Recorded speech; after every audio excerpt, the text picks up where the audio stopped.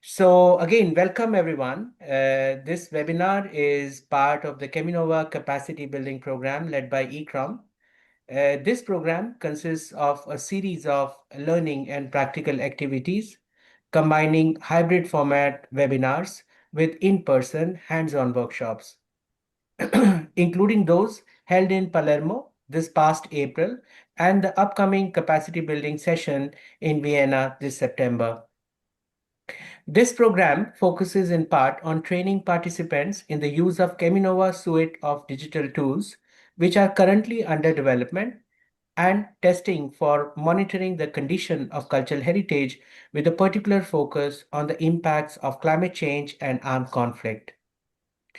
However, the capacity building program is not only about transferring the knowledge, and that's what we feel. It's not just to just give the knowledge that has been generated through ChemiNova research, or it is not just about training heritage professionals in the use of innovative technologies. It is about giving a more holistic vision about how digital tools can be used in our practice. An important component of the program is also exploring how local communities can be actively involved in heritage monitoring processes and how awareness can be raised about the impacts of climate change on cultural heritage. Today, in this webinar, we will explore a number of approaches and practices that can strengthen collaboration between heritage professionals, local communities, and other stakeholders in heritage protection and monitoring, disaster risk management, and climate action. We will also reflect on the role of community participation within conservation processes and present experiences and outcomes developed within the ChemiNova project as practical examples of how digital tools can support community engagement in heritage protection. So let me share the screen and just introduce to you today's agenda. Well, let me just share the screen now. Um, Okay, so here is the agenda. Okay, so as you can see here, we will start with my presentation. Before that, Georgia will give you a bit housekeeping rules. Uh, After the presentation where I will introduce how to engage local communities in disaster risk management and climate action for cultural heritage, we will go with presentation of the ChemiNova project by Noemi Gabe, who is consultant at ECROM. After her presentation, we will have a break of 15 minutes, and then we will have presentation of ChemiSee, which is a platform that is being developed. I'm sorry. Uh, just a second.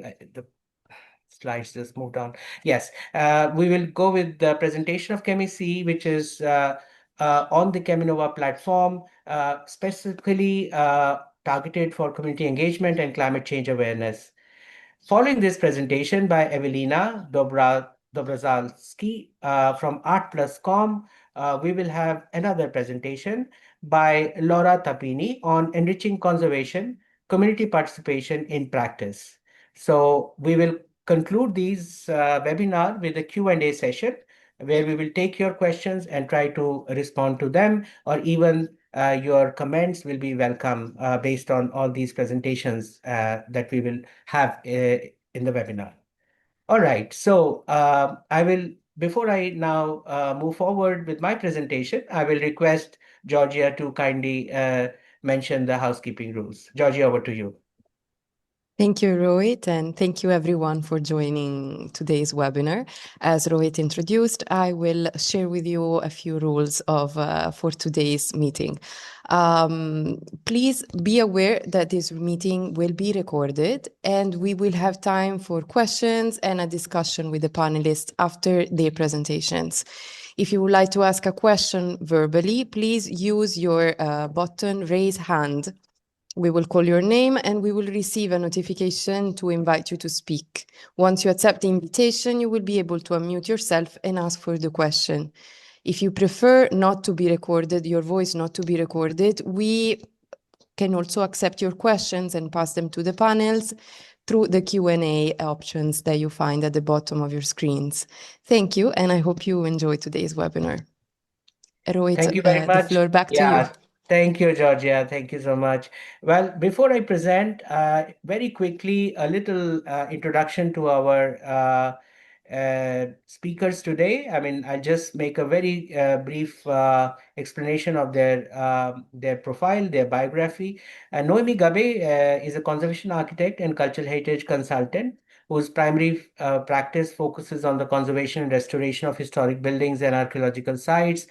She combines expertise with research, translating innovation into practical applications through startup initiatives and projects within several European programs, including as a consultant for ECROM for the Horizon Europe ChemiNova project.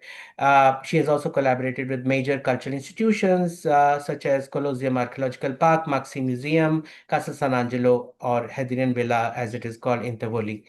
Evelina Dobrzalski, if I'm not wrong. Evelina has developed and led numerous research and commercial projects at Art Plus Com since 2021, fascinated by in-between spaces and that led to interdisciplinary work. She was previously responsible for the hybrid platform and Berlin Open Lab at the Berlin University of Arts and TU Berlin. She gained several years of experience in interdisciplinary and intercultural work at European cultural and media institutions such as Goethe Institute, the media program of the EU, uh, and she holds degrees from universities in Germany, France, Luxembourg, and European Media Cultural Center. Laura Tapini is a conservator of antiquities and heritage consultant with over 25 years of experience in Europe, Asia, and Africa. And she's based in Athens, and her main specialty and passion is designing and implementing interdisciplinary hands-on training and public awareness projects for heritage protection. She is co-founder and managing director of the Addresses, an educational NGO for the protection of unrevealed cultural heritage. So I will start with my presentation now. Just make it fully on the, just a second. Wait, sorry. Okay. So, cultural heritage has been created by people and it has been created for people. So, though we talk about buildings and monuments, we talk about tangible aspects of our heritage, we are really cannot really understand heritage without people who create it. In fact, our world becomes really a better place to live because of the richness that cultural heritage brings. But then we talk about protection, protecting heritage, but do we protect heritage from people by creating fences, by creating all these doors that restrict the entry and somehow, ironically, takes heritage away from the people to whom it actually belongs? And that's a crucial question that we have to ask ourselves when we are looking at the question of heritage protection and management. The important thing that we have to start questioning is how do we define a community? We often use the word community participation, community engagement, but what really is community? And community can be understood as a group of people connected by shared identity, relationships, or common purpose, whose whose interconnection or whose interactions are structured through social ties, mutual dependence, cultural or spatial proximity, and a sense of belonging that enables collective action and shared meaning. So that means, and it's very important to mention here, they are not just limited to objective dimensions. So we cannot just define community on the basis of the demographic, geographic, or institutional limitation. Rather, there are many subjective dimensions, such as affective bonds, shared values, lived experiences that generate social cohesion and internal organization. And that's really something that helps us understand communities. So, what are the levels of community engagement? If we understand that communities are important, that's what creates heritage in the first place, we still need to really understand that engagement of community is not a simplistic process. It has, in fact, many levels, starting from informing, which is just about telling people what will happen. So, just if you put a signage explaining conservation works on a historic church, or you put up a notice about excavation being carried out in an archaeological site, or informing residents that the access is restricted because some works are going on, or even explaining why certain methods or certain materials are used, you are basically informing the people about what you are doing. But that's only one level. The second level is really about consultation, which is to listen to communities' perceptions, to actually ask how these locals want their history represented in signage or interpretation. It also means consulting them for gathering oral histories or memories of a place, or consulting craftspeople about traditional materials, asking residents how visitor access affects their community. Again, this gets us to the second level where community is just not a mute spectator, rather, they are participating in the process through consultations. And just to give you some examples, this can be facilitated through focus group meetings. And when we talk about this is one of the projects that we did a couple of years ago. When we talk about focus groups, we really talk about interactive discussion, gaining in-depth insights, being very spontaneous, not just having a questionnaire to read out, but being spontaneous to get people's feedback, to be part to somehow make them part of one-to-one interviews, and in more generic sense, identifying the trends through consultation with the people. So there could be many ways one can design these surveys, from having them more written surveys to be filled in, to more, as I said, spontaneous interviews. As I said, we can have household surveys. Sometimes we don't go to individuals, we don't go to focus groups, but we actually look at how the entire household really deals with a certain aspect of heritage conservation, or how do they view heritage in terms of their significance. So we consult them more at the household level. At the second level, there could be interviews which may be open-ended in their scope, or in some situations, we also collect data and analyze them at a larger scale. Now, moving to the third level, it's not just talking about consultation, but in fact involving them actively to understand communities' perspectives, knowledge, and practices. So this could involve participatory mapping of heritage values. So in fact, rather than telling them uh, what the values are, in fact, they are actively participating in mapping, identifying and mapping the heritage values. They, in fact, even identify which are the attributes which they think are of significance, whether they are sacred trees or sites or rituals, and also involve them in terms of telling the local climate knowledge, which can then be integrated into risk assessment, and the community volunteers assisting in documentation or monitoring. So they are much more actively part of the of engagement. Then we move to the another level, fourth level, which is about collaboration, where there is shared authority and role. So it's not just about giving information or more involvement or consultation, but really co-management between local community and heritage authorities, where, for example, elders can guide archaeologists on culturally sensitive areas. They may, in fact, participate in joint approval of some restoration methods or shared management of collections or archives. So this is one example from Herculaneum where this kind of collaborative management has been really put in place with a very active involvement of the local communities. And the last level, which is, let's say, the most desirable level of community engagement is empowerment, where we are, in fact, designating community as the real custodians and leaders of heritage. And that is really desirable, as I said, because in that case, they are the ones who are responsible, who take ownership and who manage the heritage that belongs to them. And that can be in terms of indigenous custodians managing ancestral sites. So rather than having some outside authority or institutional system. In fact, the indigenous systems are put in place, community-run museums or memory centers, local associations determining access protocols, and traditional builders leading conservation of vernacular architecture. So I wanted to talk about these different levels because often we are not really going to these depths and just pass out everything as community engagement without really getting into the details of the processes that we really put in place in terms of engaging communities. Now, moving towards disasters, climate change, and conflicts, which in fact is the real issue that we are all struggling with, which is the focus of the ChemiNova project, for which we have been developing digital tools.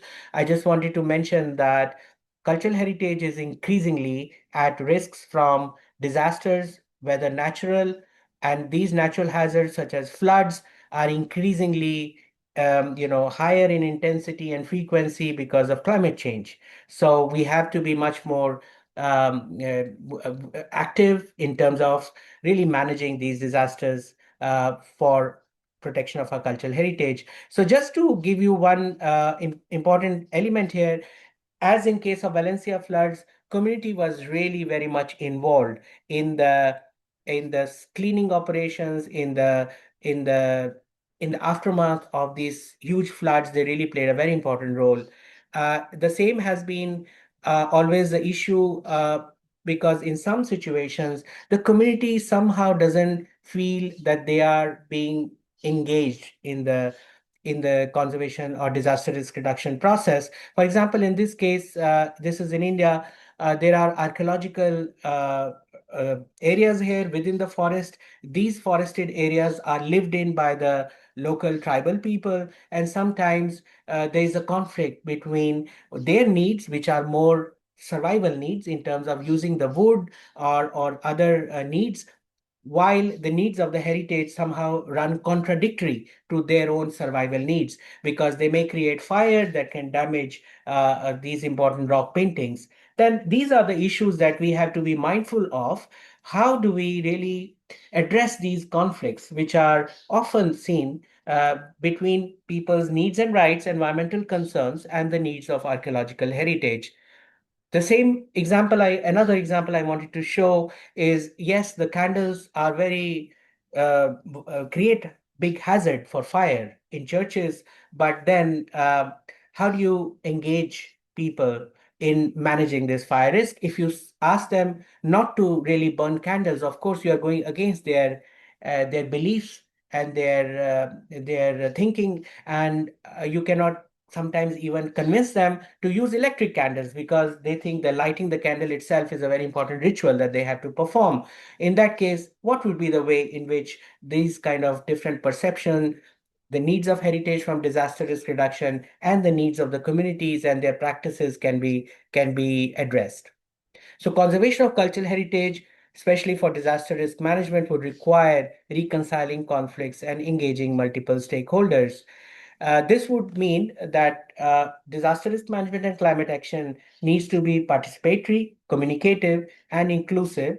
And this would need, on one hand, an inventory of all the heritage attributes that are of importance, mapping key actors, knowing their influence and interest, and then figuring out what will be the level of participation. As I explained earlier, whether it's only informing, consulting, collaborating, or empowerment. So mapping the key actors for disaster risk management is an important process where we try to look at their interest and their decision-making power. It is possible that they may have high decision-making power, but they are not so much interested. It may be that they have a low decision-making power, but they are very highly interested. So mapping all these actors is very important, and that, of course, includes different sections of the community. So it's important also to really here know that the community in itself may not have, all the sections of the community may not be having the same power. And it will not be wise to put all the communities under one umbrella. It might be important to understand that some community members have a much higher power, but some are much more marginalized have less power. So we need to really have a very clear identification of the power dynamics within the community, and then accordingly really find out our strategy of best engagement by not only engaging those with high power and high interest, but increasing the level of engagement of those who have low power, but maybe they have high interest, or sometimes even increasing their interest. So this kind of a mapping has been done in crisis situations, in disaster situations, where we try to really look at different actors. Of course, as you see in this diagram, local community is a very important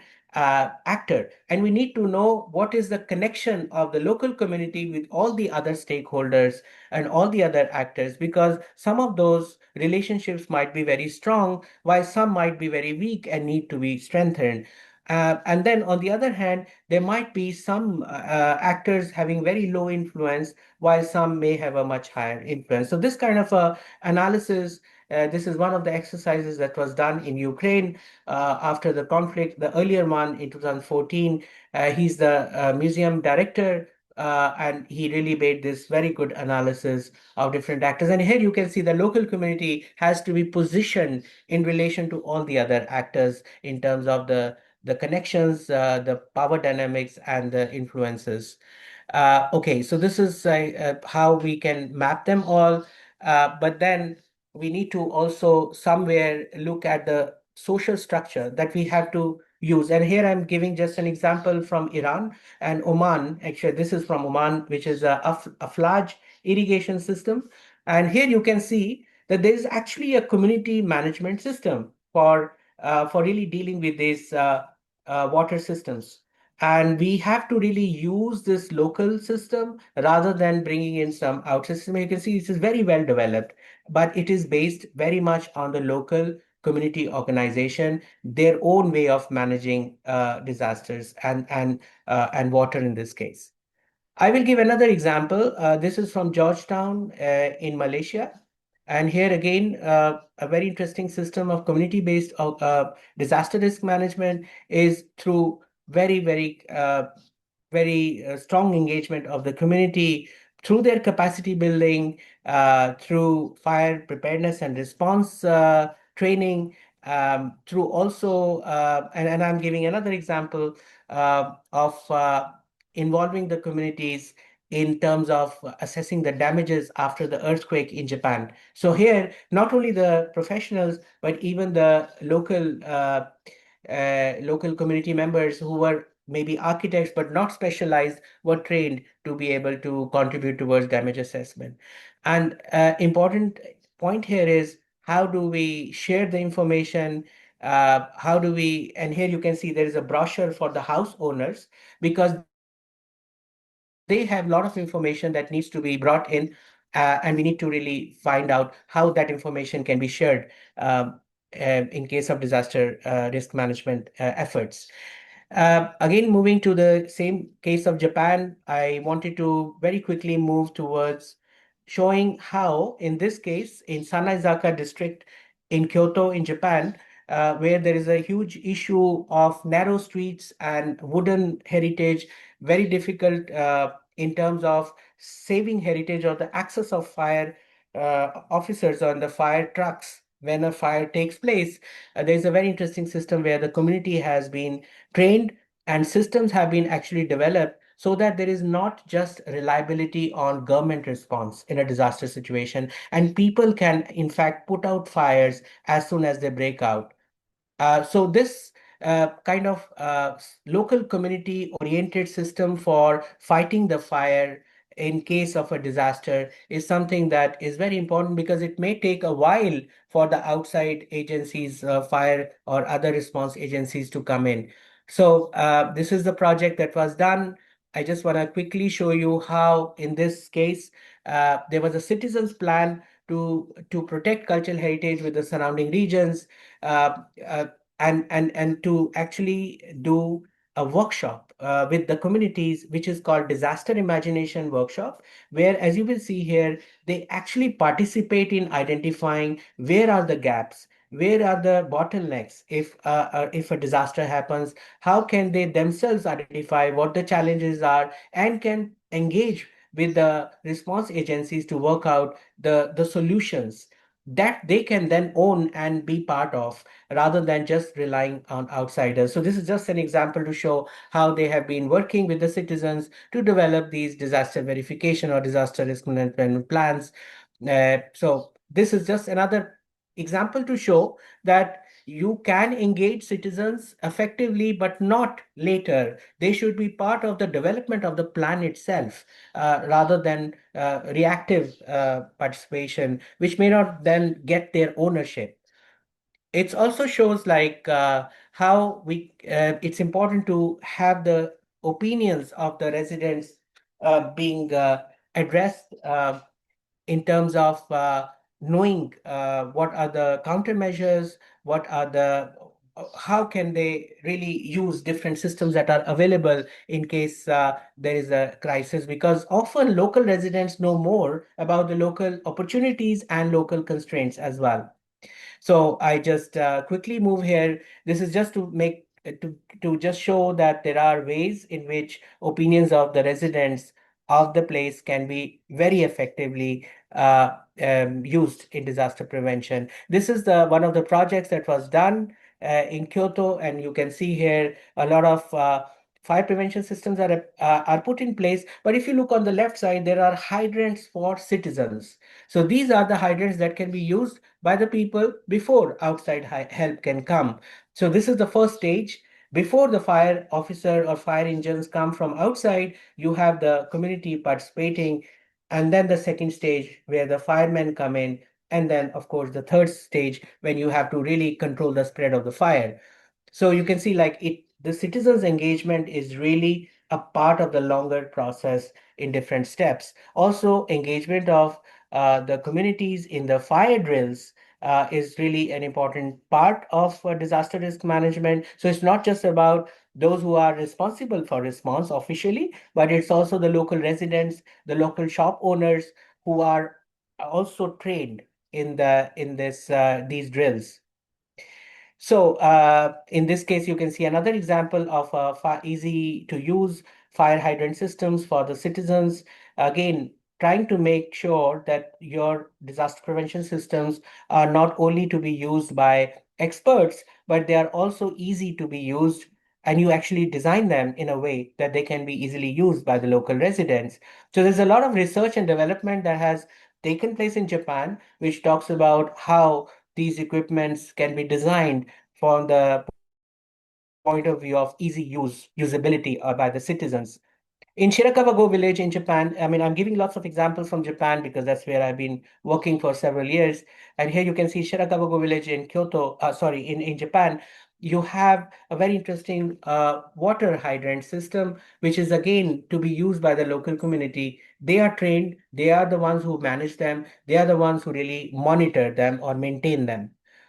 Now I just quickly move to another example from Kathmandu earthquake in Nepal in 2015, where we, in fact, as ECROM, participated in emergency response, really saving heritage, not just through expert, advice, but we worked with the local community. Here you can see the residents of the place, and they are saving one of the historic windows from the houses, which was very much damaged. And they were willing to contribute.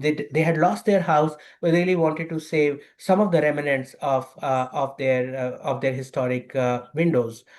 Again, in Nepal, we saw how the local community was contributing towards saving brick by brick the remains of the temples that had collapsed after the earthquake.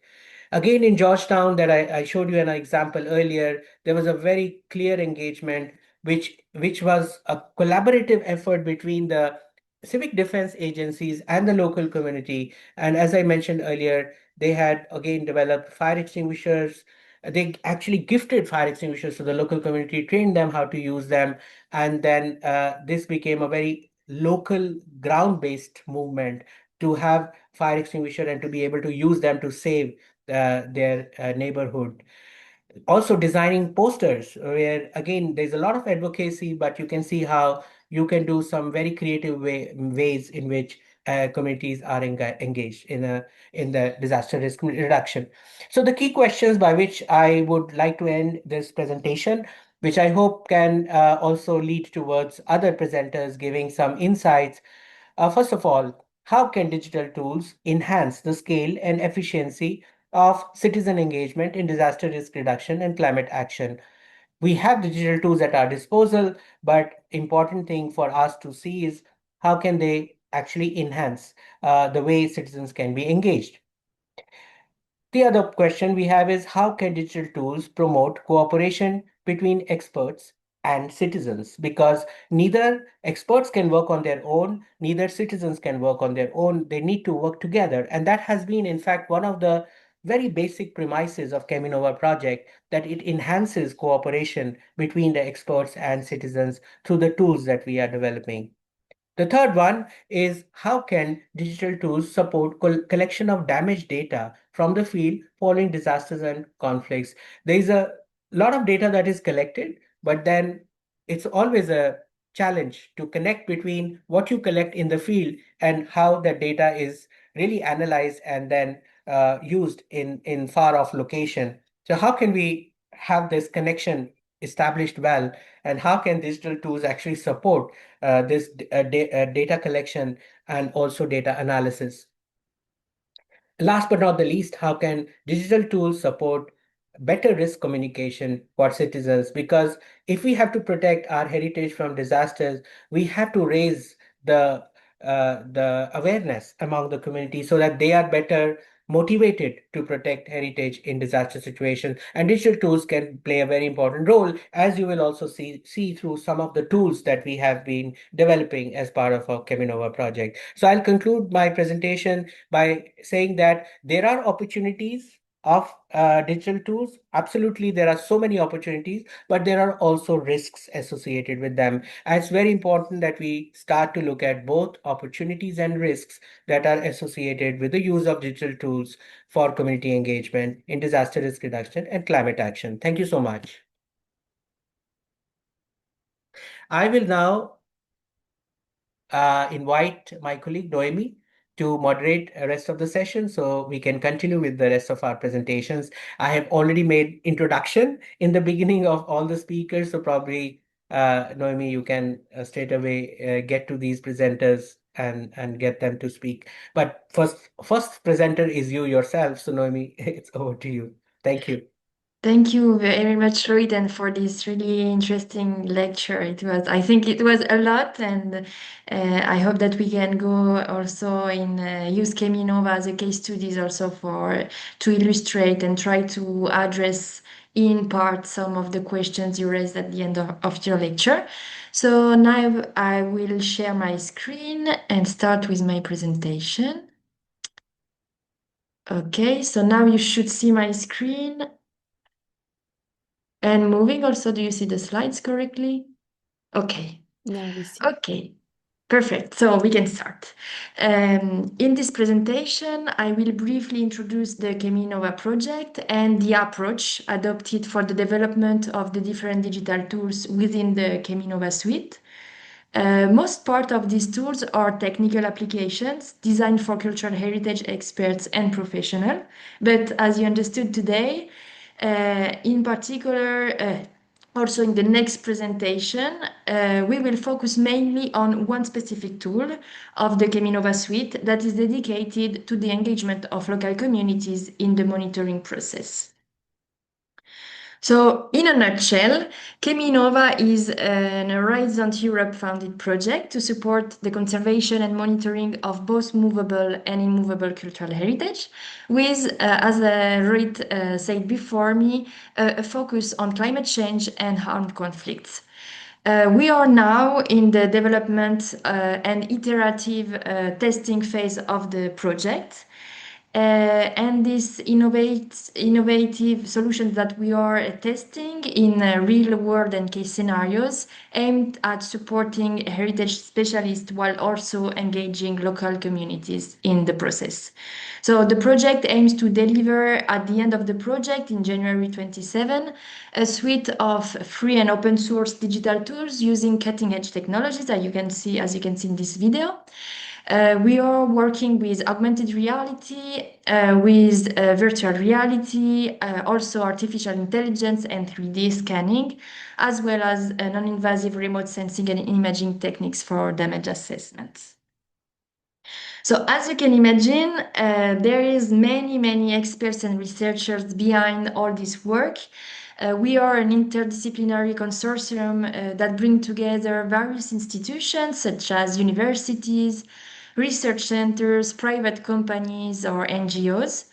With expertise spanning conservation, but also, as I said, non-invasive diagnosis investigation, also heritage science, digital documentation, digital application development, and more. Moving to the next slide. For the design, development, validation, and testing of these tools, we adopted a participatory approach that involve both experts internal to the consortium, but also external specialists.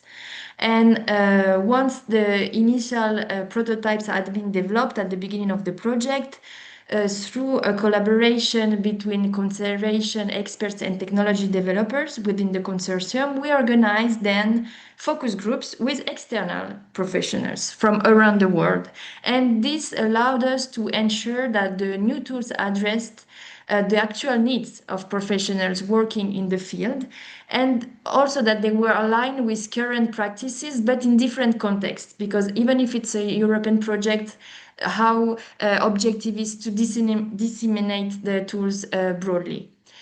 In this current phase of the project, as I said, we are doing the evaluation, and we are also gathering feedback from end users, thanks to the organization of capacity building activities led by ICROM, but also thanks to other activities such as Open Event led by Diadraris. That allows us also to gather some feedbacks to improve and refine the tools.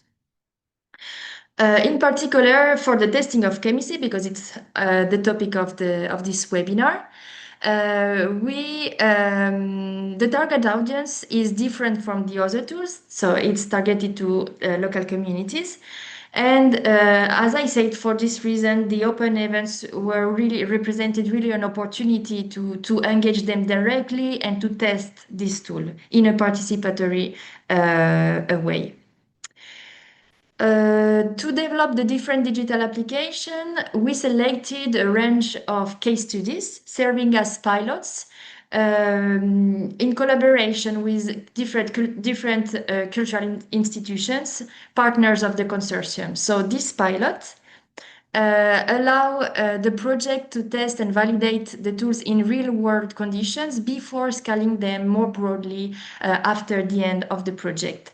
And the aim, as you can see in these pictures, was to ensure a diversity in the selected assets in terms of scale, in terms of materials, in terms of type of deteriorations, environmental conditions, in order to cover a wide range of scenarios.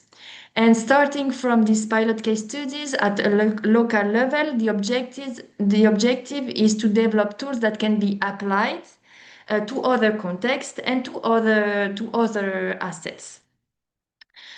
Now let's go really quickly with the different assets, the different pilot sites. So starting with Valencia, the UVEG, the University of Valencia, is the coordinator of the project. We selected the roof of the historic building of Lanao and several collection artifacts. Without obviously anticipated what would happen in November 24, the flood that Roy just mentioned before me. And but this tragic and extreme event also offer us the opportunity to apply some methodologies, but also to select some assets after the event, to monitor them, to document them with the ChemiNova tools. Sorry. Okay, moving to the second pilot sites, we are working with the University of Palermo. We selected this historical building that you see in the video that is that is located in a polluted urban context, and it offers the opportunity to monitor or to at least document the impacts of climate change on this kind of built heritage. We also selected other artifacts, wax models, anatomical models that are really sensitive to the changes in temperature.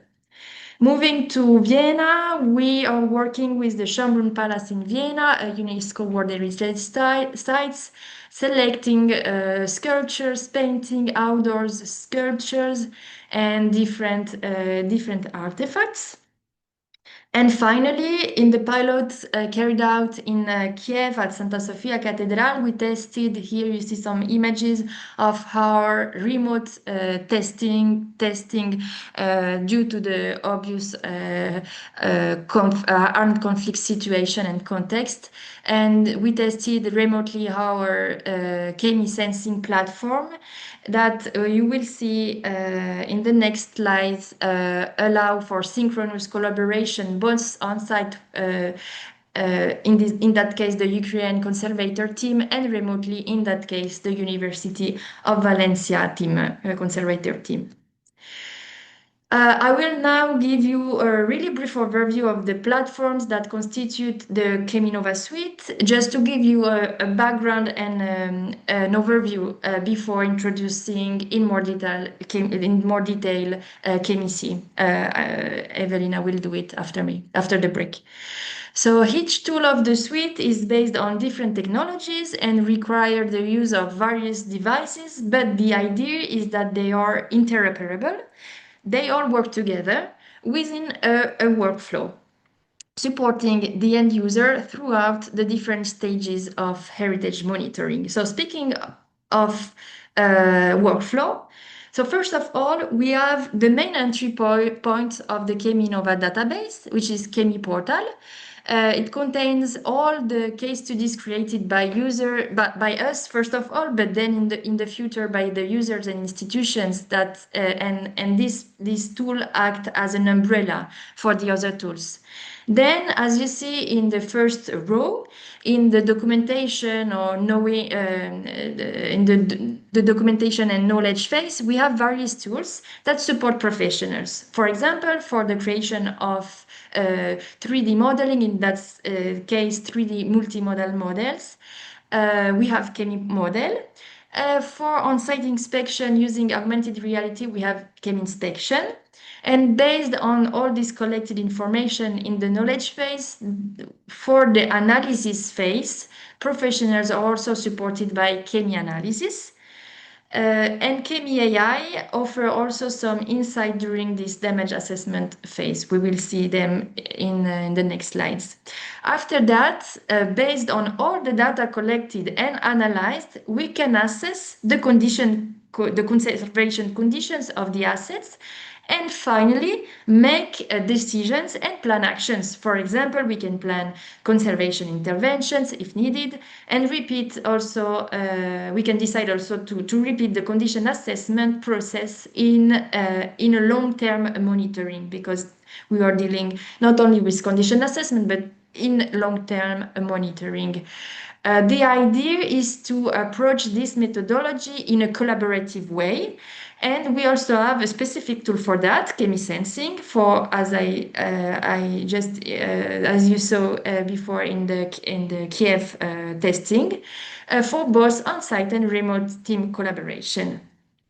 One word about the main advantage of having an interoperable suite of tools is that they communicate with each other. For example, if I insert an annotation on site in ChemiInspection, it will automatically be accessible and visible in ChemiAnalysis and ChemiSensing. So these tools are the one targeted to heritage professionals, and we will see that how final a tool is ChemiSee, and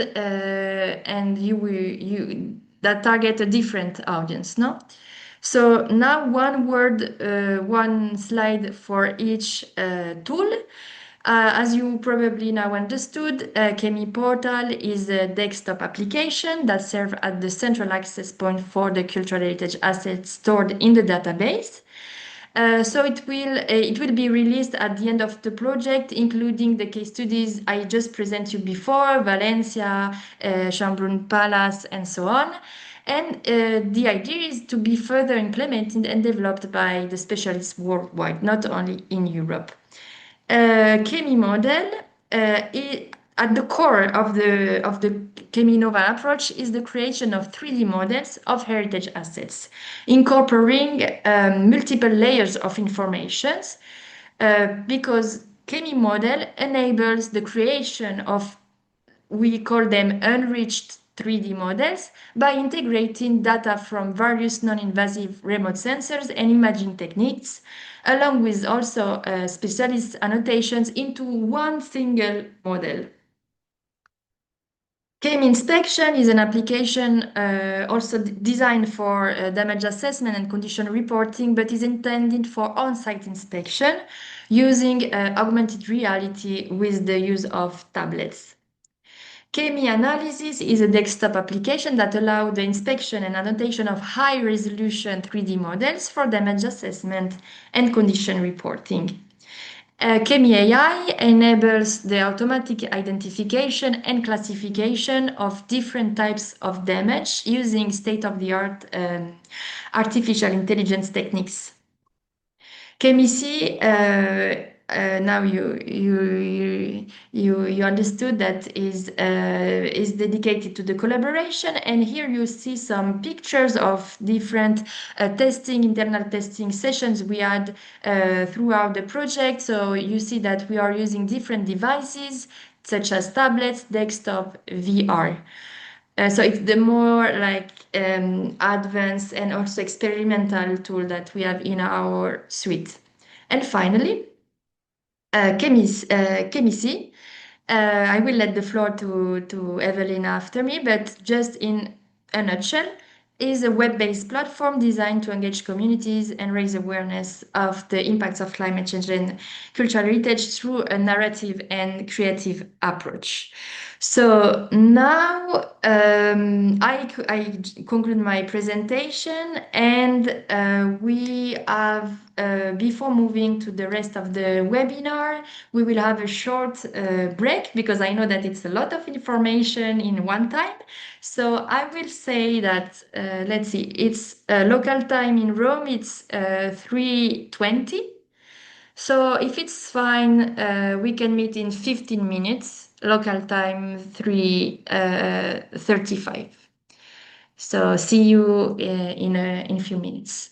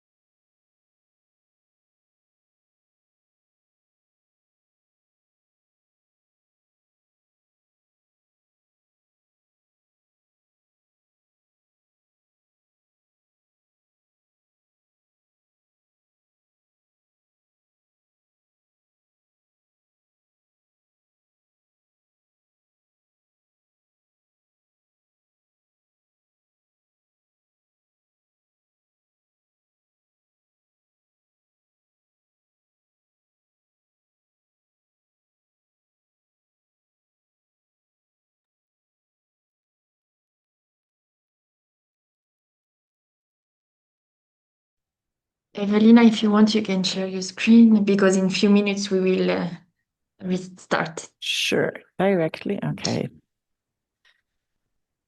No problem.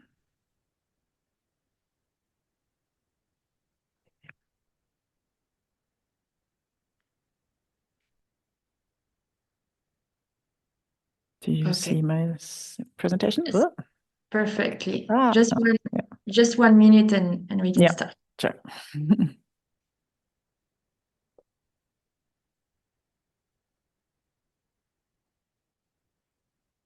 Should I just start or will you say a word? Yeah, I think now, yes, we had a 15-minute break, so welcome back everyone. And now we can continue with the presentation of ChemiSee, the ChemiNova platform for community engagement and climate change awareness. So please, Evelina, the floor is all yours. Thank you so much, Naomi.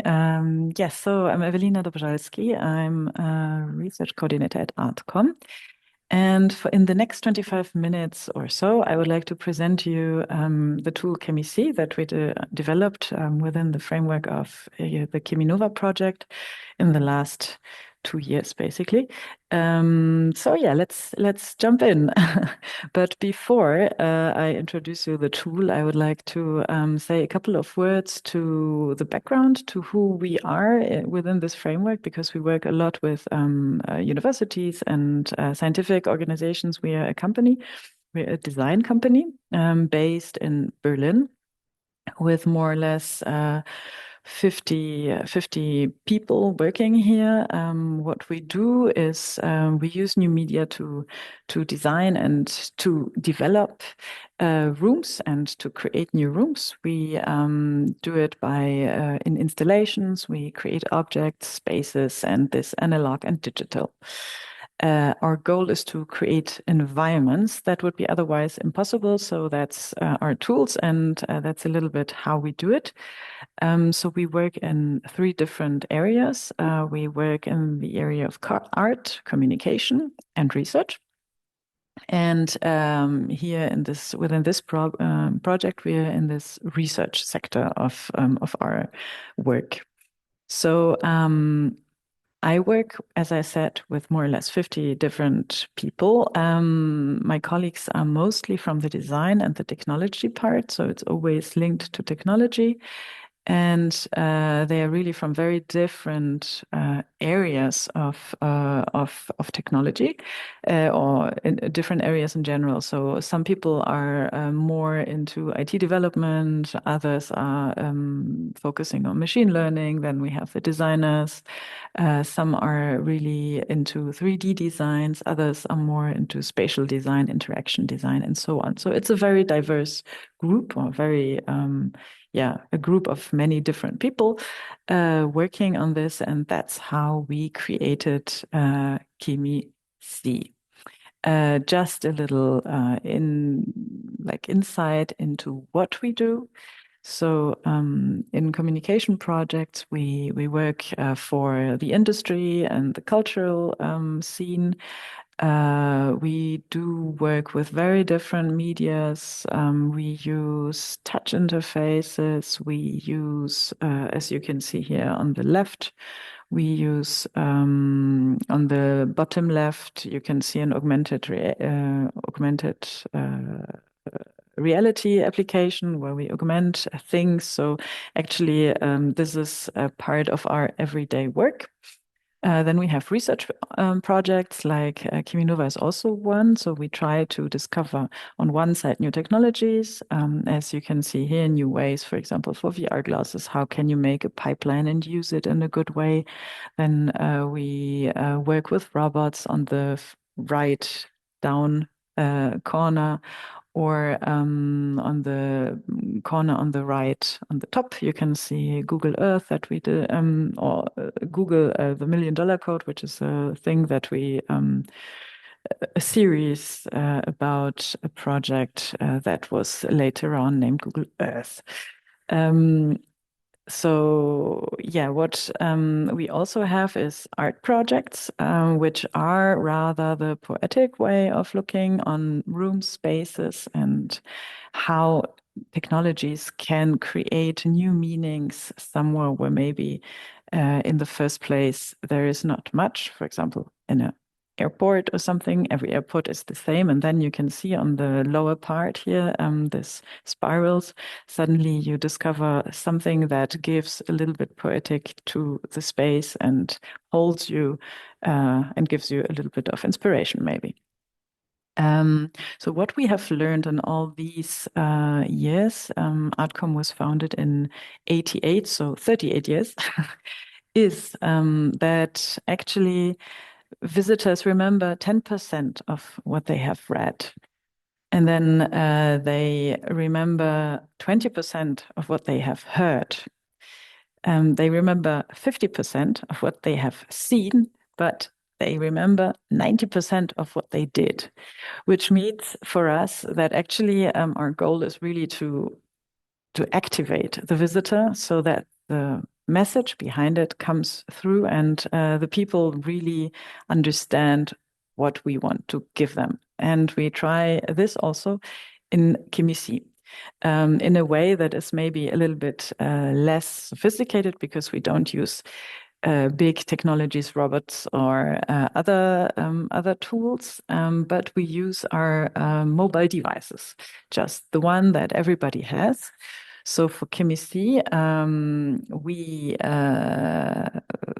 we had specific objectives.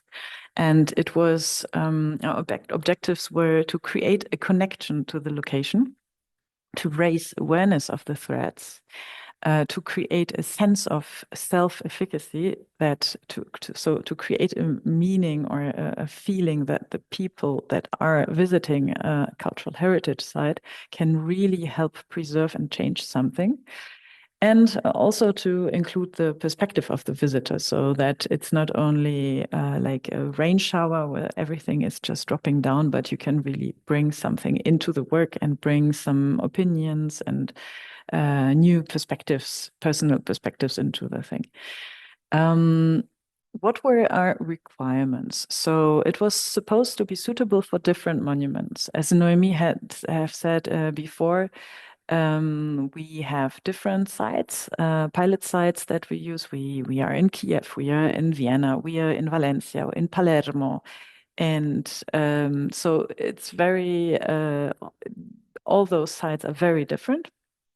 And we wanted to create something that is applicable to all of them. It was easy. It's supposed to be easy to be curated and maintained, because everything that is complicated is not working and is not being used later on. And of course, it needs to be context sensitive, so that every application is used in a way that is suitable to the space that we have. We created for this, or we are still about to finish the things because we're still into the project. It's not done yet. A mobile app that is supported by a how-to, which helps the curators that are later on using it to put the content inside, to create this content. And all this is based on a content management system, which is the classical way of creating web-based content. But the aspect that it's a mobile app is quite important, because we could have created also a downloadable app. But here we have the challenge of people in different societies and different communities having very different tools, like different tools that they could use. So someone might have a very performant phone and the other one a very bad phone. And finally, this app would not work everybody everywhere the same. So this is really a challenge, because you have to optimize quite a lot. And then also, a lot of people don't like to download app because they don't want to have another app. So the easier, the better. And here you just have to get onto a website and you can start with the experience. So yeah, ChemiSee aims at the visitor to give a better understanding of the monument, to raise awareness, and to build a connection. So some of those things Rohit was mentioning before. So he said things about also ownership, and I think this is also where ChemiSee is playing into that. The visitors can take ownership. But let's go maybe into the app and how we want to create it. So we have 3 different points in time of the app. In the first moment, we want to capture the interest of the visitor that is in a site. So we want to stimulate him with the environment. We want to let him explore a little bit the space. And we also want that he looks for something and search and collect elements.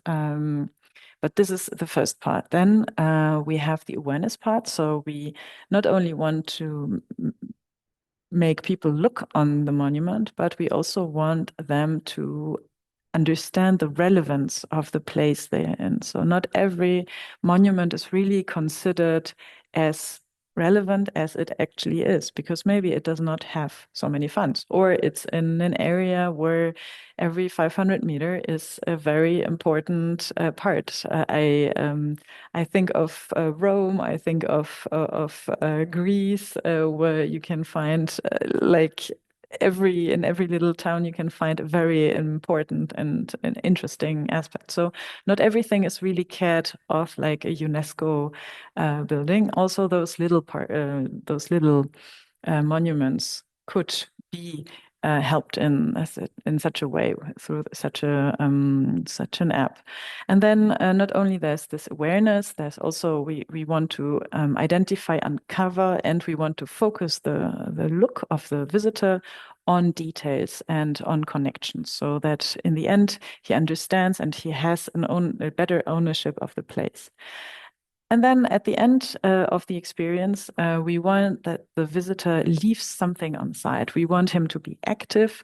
So in his relatedness, so in his, after discovering the place, we want that he feels connected to the place, but also to the bigger picture, maybe to other visitors that were there before him.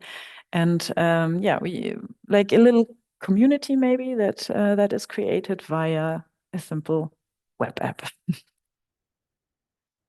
To do this, it's always important for us that, as I said before, to see and just to read, it's not enough. Actually, you need some kind of connection. You need to be emotionally linked to something. And we tried to create 3 different characters that are very different, one from the other, that address different people, and through whom you can discover this historic site, and discover the particular perspective also of this character. So first we have Amara. I would introduce to you all those 3 characters now, and give you a little more of the details, why, who, and so on. So the first character is Amara, and she is an artist. Through her, we want really to bring a little bit more sensitive, very poetic aspect into the application. So when she explains her story, so here we have the first screen of Amara, and then the second one, once you selected her, where she explains who she is, what she does. So she shows her affection actually to this monument, and she explains that every brush of color is important to her and is something that needs to be cared of. And then in a third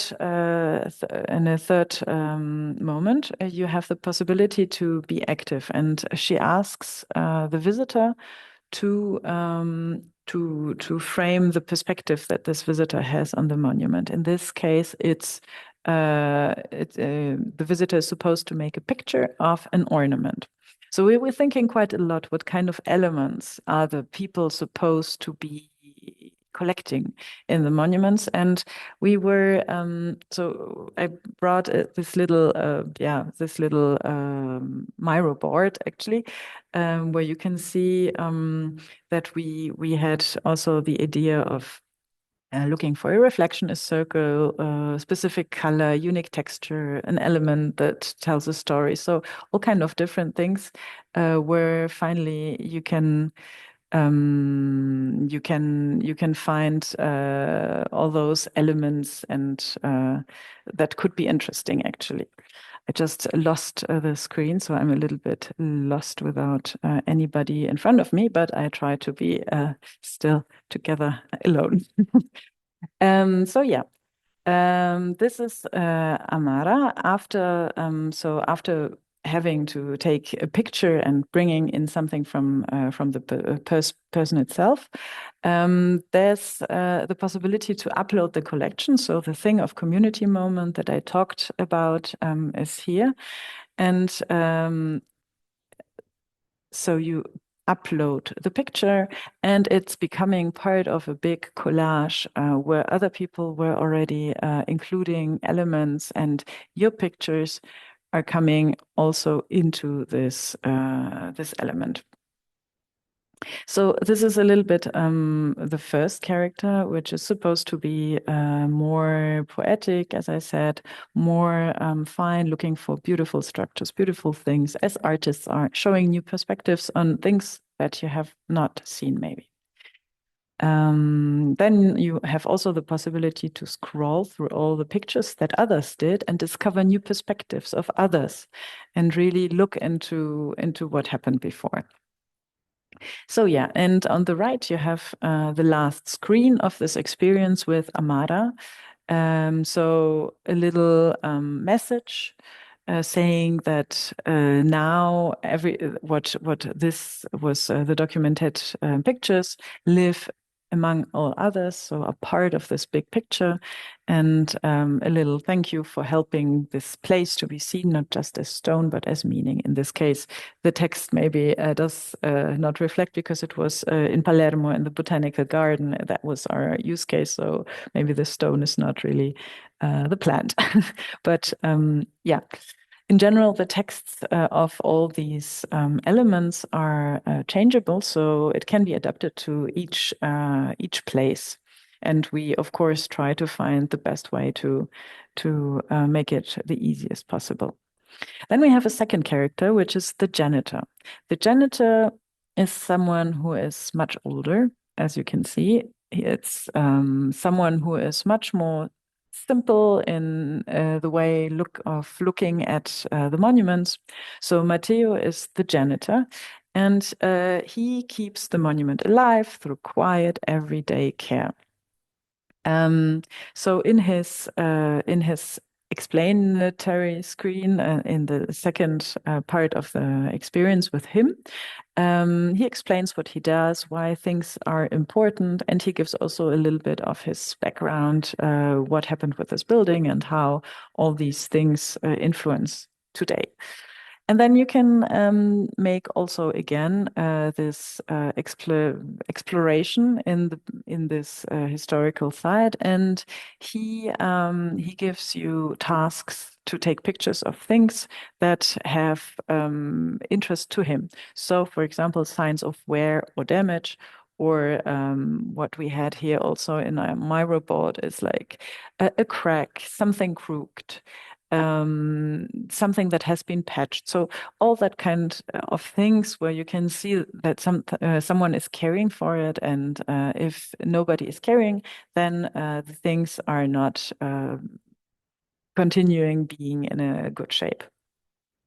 So we tried here to make a little experience further on where the users are a little bit like inspectors, and they can document a sign of wear, and then they can also add a text, which we are back also. Rohit said in his speech that also the opinions of the people are important of being taken into account too. So here we have a possibility a little bit also, okay, what is, in your opinion, a thing that we should take care of? And in the timeline, you have a kind of a logbook. You can swipe through the pictures, and this is also the moment where you can see what other people thought of vulnerable or endangered, or and so on. And in the last screen, we explain that everybody is important and helps to keep the place safe, and invite the visitors to look into the shared logbook, where there are different records of care and responsibility, and that this logbook is growing with each visit and gives everybody a better understanding of the monument. Here we have the third character, which is completely different from the first two ones, because the first Amara was a woman. She was sensitive, very soft and creative, and so on. The second one was rather a little bit older, male, rather practical, and so on. But still, both of them in our times, people that could be you or your neighbors. And then we have this character Nova, who is a person of the future. Here we try to take the perspective of someone who is looking at us from, let's say, 2100. And with this perspective, Nova is explaining that the building we are right now at might be gone already in his times. So he tries to bring us to take pictures and to take content, to show content that might be gone in his times. And here we have a little loop in time, and also we try to bring it into perspective that things what we do today has impact on the future, and it could be that where we are today won't be there anymore in 100 years, because you never know. So here also we try to find those prompts, what could be that something that could be gone. So directly something that might be gone and not last anymore. Something that has only recently appeared was also under the ideas, or a symbol of resilience or adaptation, and so on. So we were really trying to find things that could change the perspective from what is here now and what is very fragile and could not be there in the future. And so here you have also a little bit similar to the experience of Matteo. You can take a picture, you can add a text, and in a timeline, because we are in a timeline-based experience here, you can scroll and look what all the other people and visitors found in their experiences. And again here, thank you for leaving your moment here. It's now part of the monument's memory. So we show also that the present is something that has that affects also the future.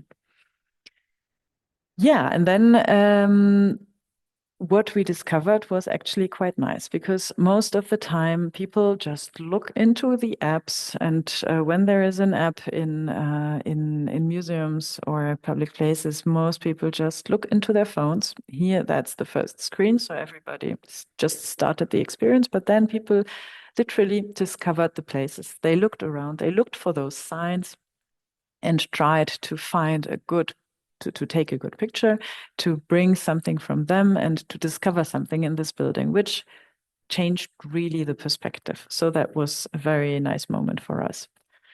So here we have the content management system. So it's a tool to fill the whole framework with content and to moderate the images. I won't go deeper into this because content management systems are never really interesting, but yeah, so it exists.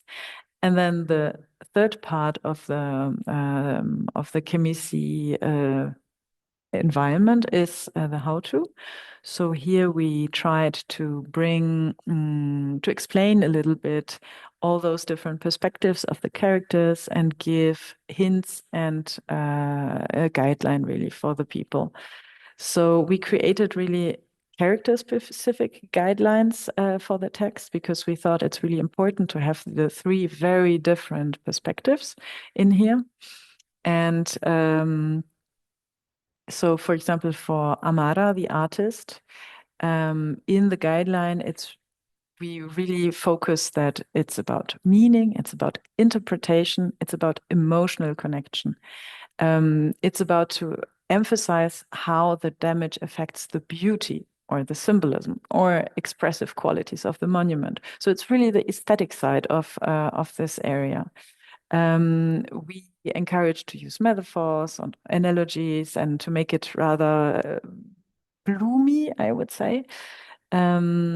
So we had also we created some examples that might fit to the one and not to the other. But for example, this crack splits the harmony of the facade like a scar on a masterpiece.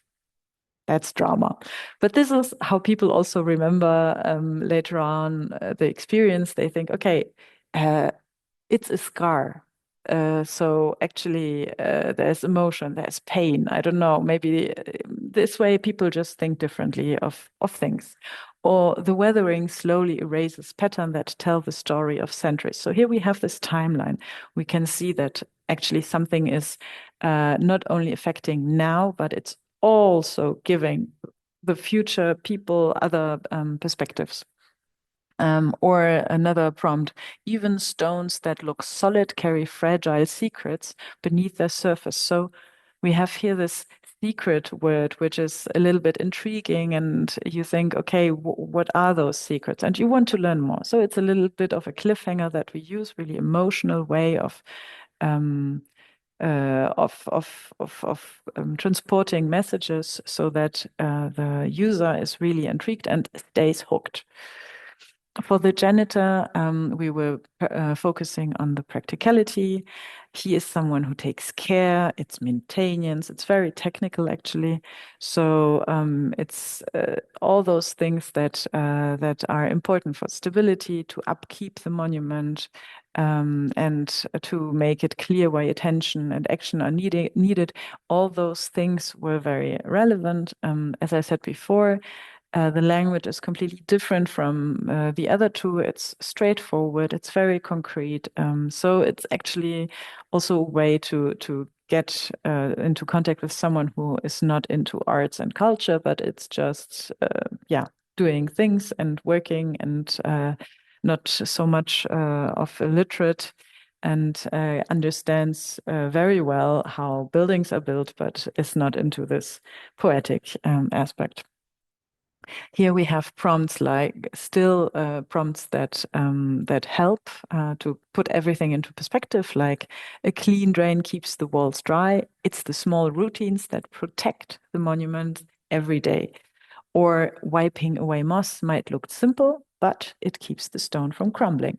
So all those simple things that you think, okay, it looks better than, no, it has really a meaning for the building, for the monument. So it needs to be taken care of. As the person for the future is someone very abstract a little bit, not everybody can grasp it, but we still try to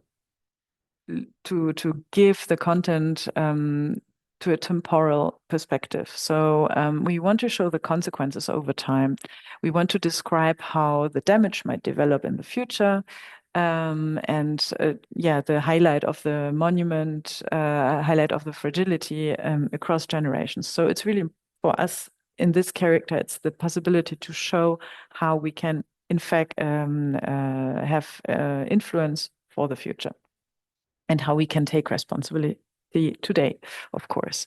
So here we have examples in the prompt, like in 50 years, this small erosion could widen, leaving the original details lost forever. Again, a little bit of dramatic wording, but still it is what it is. If we don't take care of it now, it's gone tomorrow. the same thing in this crack may grow into a wound that the next generation will regret seeing. So really we try to wake up the people, and we try to bring them into this perspective of care and ownership and so on. So with this guideline, we've created really a specific number of characters and so on. We tried to explain a little bit so that it's actually quite easy to fill in the content management system with the right content. Yes. And still, we were trying to bring examples because not everybody think in a creative way to talk to the visitors. So we try to bring all those little stories into it, a little bit of dramaturgy so that the app is really used until the end. So we show the mechanisms, so why the feature or material is sensitive. Then we also show the impact and the consequences, what could happen if something is not happening. So for example, this speeds up weathering if what did we have?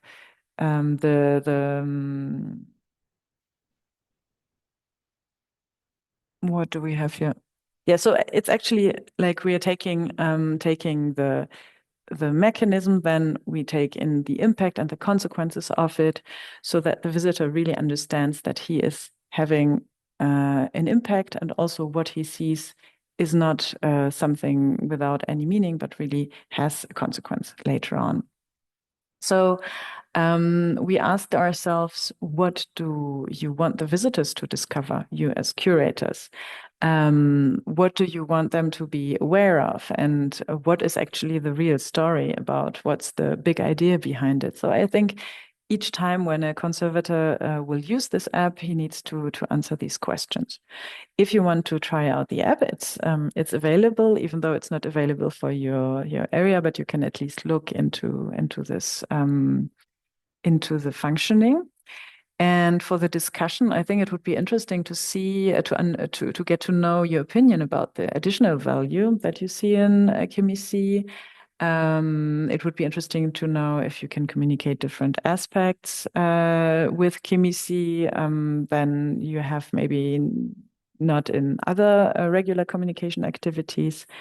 And what challenges do you see in ChemiSee, and what would you change to make it a stronger cultural heritage tool? So that would be very interesting for us to know. With this, I skip the CMS. I say thank you. If you want to know more, so you can contact me or us. And thank you so much for the time and being here. Thank you so much, Evelina, for this travel through ChemiSee. I hope that it stimulated the curiosity and the imagination of the participant. And regarding gathering data and feedback from the people, just a reminder, after the final presentation of Laura, we will ask you to answer a really short questionnaire with this kind of question that can help us to analyze also qualitatively and quantitatively research data in this participatory approach methodology is really helping us. And then keep your question for Evelina at the end. And now I will give the floor to Laura for the final presentation regarding community engagement in practice. So please, Laura, if you can share your screen, and the floor is yours. Thank you. Thank you. Just a second. Why, when you try before, it always works, and now I can find the button. Just a sec. Okay. Okay, great. So, okay, here I am. Always a bad way to start presenting for digital tools when you cannot even share your screen. Okay, So, thank you very, very much for joining us today to this webinar. I'm very happy to join. I'm also happy to conclude the session because I know it's the most challenging one to keep the audience alive. Even though I have to say that all the presentations were so different among them, so I think the participants are happy to hear us even with a bit of delay. So to move on to my presentation, I will tell you that it's not a very scientific presentation, but it's a very personal presentation because what we do is all about personal engagement and sharing our passion. So I'm gonna share you slightly my path in life, and it's not all of it because it's quite long nowadays, but how we ended up working with audience engagement. So I would open with my personal view and aspiration about heritage. So I was trained as a conservatory historian in Italy last century. And I was very convinced that that was my professional path. I was very happy. Here you see me in a very happy moment because I was actually working hands-on in Pompeii. So for those that are from the field, they understand how amazing this summer was of my life. No, it wasn't summer, it were 2 years. So I thought I had it all solved and that would be my career from then and on. And I'm super in love with heritage. I've been in love with heritage since I was a kid. I wanted to become a conservator since I was 14. So I thought I have everything solved and figured out. But as you well know, life is not exactly the thing that we think, but much more interesting things are happening in a way. So that would be me now. So my life from a very solo and focused and in contact with the material heritage life became a very different, very interactive and very vivid way of communicating and engaging with heritage without stopping conservation, but I do much more audience engagement nowadays.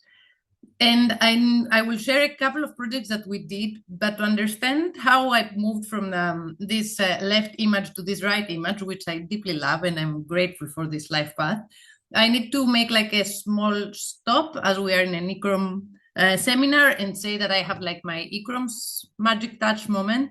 So back in 2009, I was lucky enough to be selected for an ECROM course in Rome, that's ARIS 09. And in this moment, like my life and understanding of heritage and understanding of interaction about heritage changed completely. So after this experience, where I also met my working partner, we founded the Addresses, which is an NGO. And the name of the Addresses, it means actually interaction. So whatever we do is about interaction. And this is what brought me to audience engagement and developing the examples I will show you now on. So the Addresses was founded in 2009 with a lot of passion. We have now focused on conserving and raising awareness of unrevealed cultural heritage. So we are trying a lot to work with lesser known heritage, with local communities together with the heritage. We started thinking about interaction between heritage professionals, and then in the field and while working, we understand that the whole thing is about training and engaging the communication between us, and that we all together can work in protecting heritage and saving heritage for the benefit of all. This is like not separated worlds, apologies. So our main areas of work are research, training, and public awareness. And I'm here to speak to you about public awareness. Now, all our projects have a lot of community awareness aspects, but I'm not going to go through all because then I'm going to keep you until very late. I will just briefly explain some of them to understand a bit how we ended up working in ChemiNova about community engagement, which is always a very big challenge because ChemiNova, as you have seen, is a very scientific project. It's a very challenging project because we are so many different professionals together, so many different backgrounds and expertise and everything. So within all this context, trying to also speak and engage the public with it from the very beginning as it was designed has been a beautiful challenge. So I'm very grateful to be here. So I'm going to talk to you first about our first community project in Spain. very briefly about all of them. Then how we moved on in making a gamified first experience in Athens.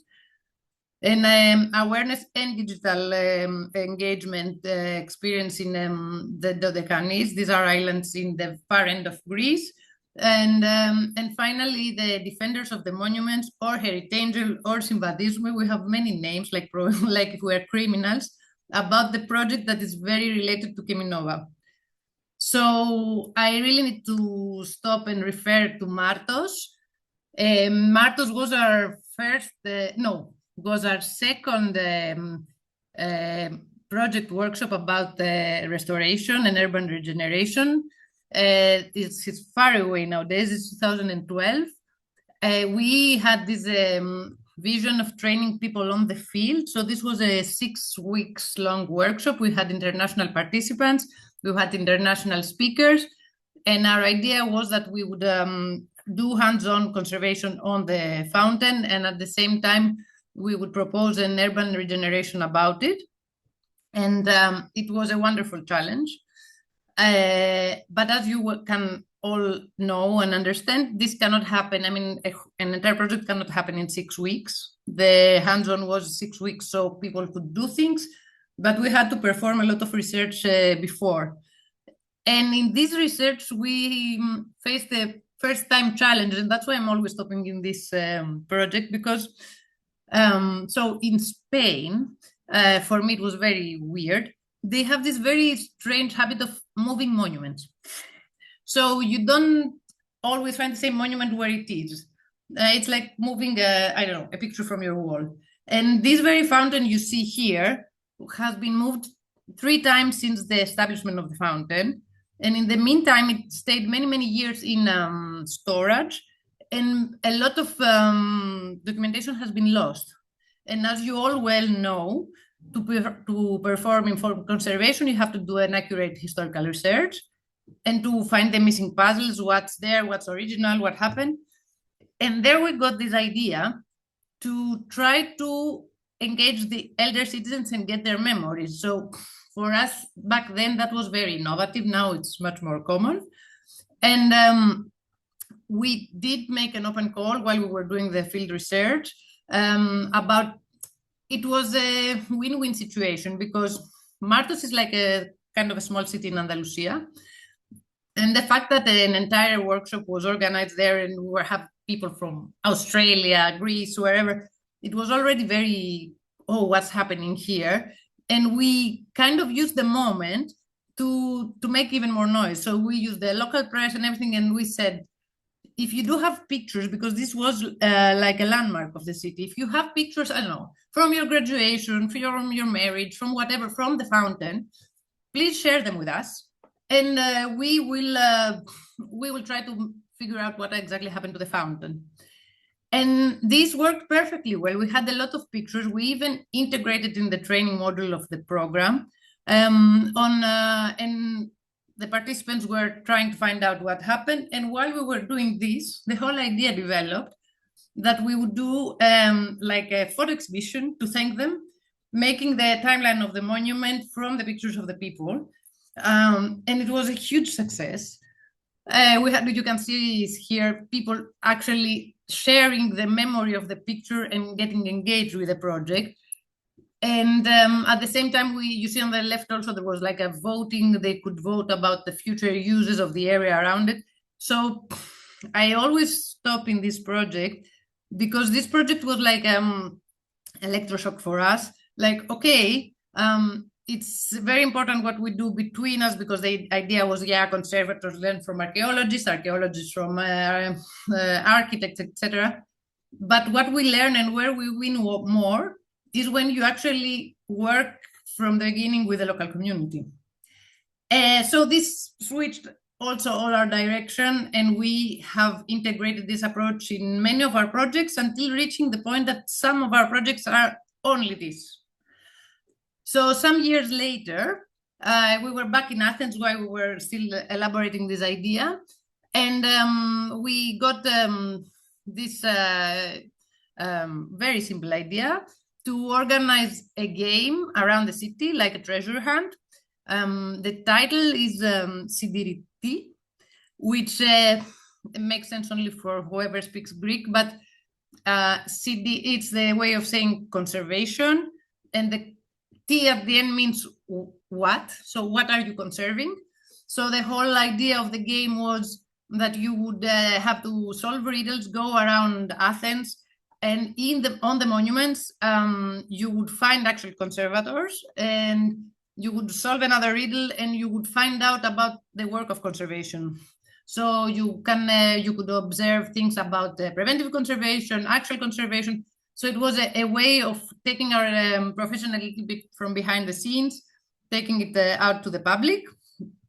And just to give a bit of a digital aspect, as this is also our presentation, this whole thing happened 2 years. We did this in collaboration with ICOM Greece, and we did it for the European Days of Conservation and Restoration.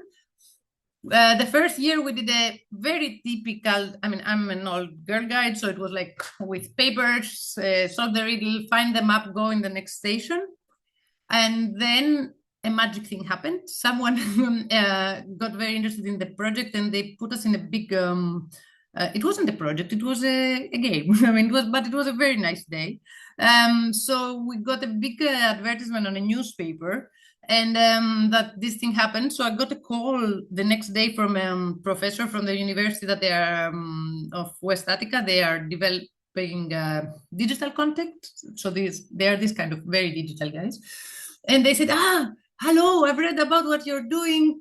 And, we have this project, and we know how to develop digital tools, but we have to do them for heritage, and we don't have the content. And I see you have the content. And I said, yeah, we have the content. And I said, yeah, this is a very interesting game, and we want to make like a digital game that is a treasure hunt and this kind of thing. Can we collaborate? I said, yeah, but this was for the specific year. So if you want, we can work with your students. And the second year, we played the same game on a mobile application, which was a bit more fun for younger people, but not only, as you see on the bottom right. So we have younger and older people.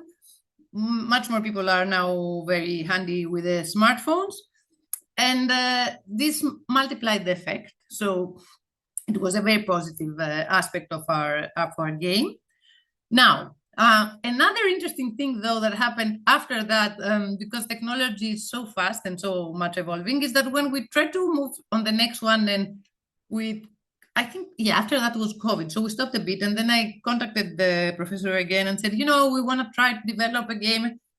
And he said, that's not interesting for us anymore. I'm like, oh, because nowadays there are so many open sources that you can design your own game, use it. They wanted to learn how to build the platform.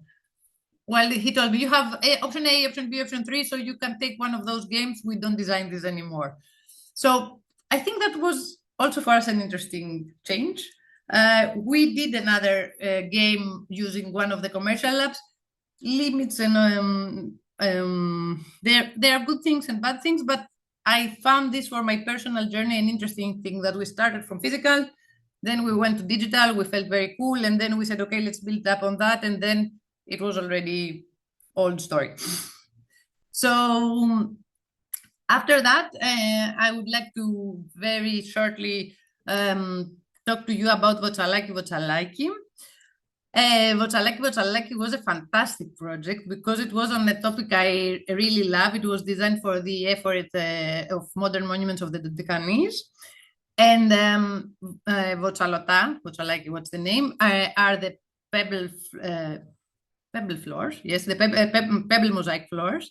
We have a lot of them around the Greek islands, which are suffering a lot because of their everyday use and of a lot of neglect. So we got in collaboration with the effort and to make awareness campaigns that were educational campaigns, and they were addressed to all ages, but we had a little bit of more focus on the children because the children were very, very far away from the way they were constructed, etc. And you can see here that we made a combination. So it was get to know about this kind of art and craft, which is diachronic, They learned how to make their own pebble floors. We had a fantastic craft guy from Rhodes that explained everything, and we made our own little floors, not floors, examples of floors. But then, apart from just making and just forgetting, that was a very nice experience, and we finished that, we have designed a game that had at its core the children, but a little bit of digital, not as a focus, as a tool.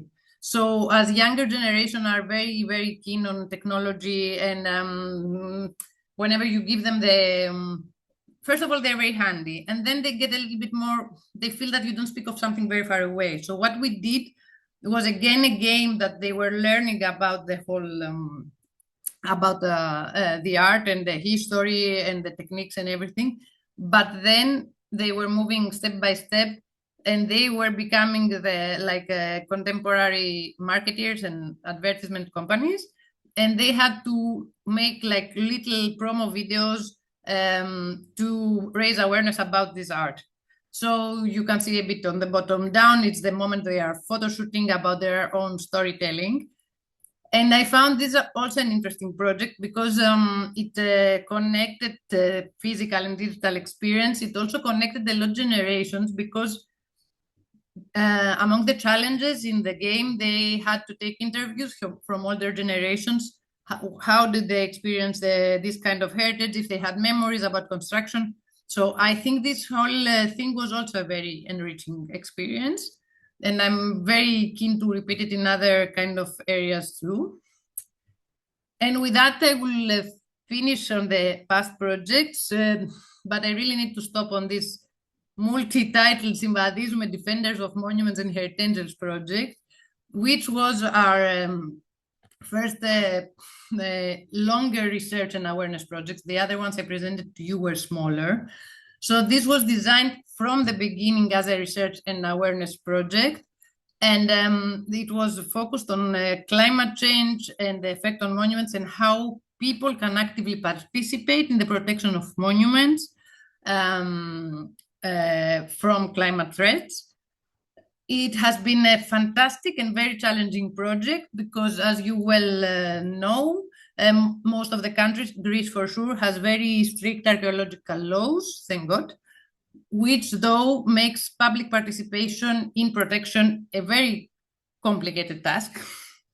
But that project made us grow a lot because we work in collaboration again with the ministry, with the local authorities, and with the people, and we managed to make this very clear scheme that we use throughout the project about what can happen on the monument and in the area that is protected, that you can only observe and speak about it, while in the surroundings you can actively participate and do something about it.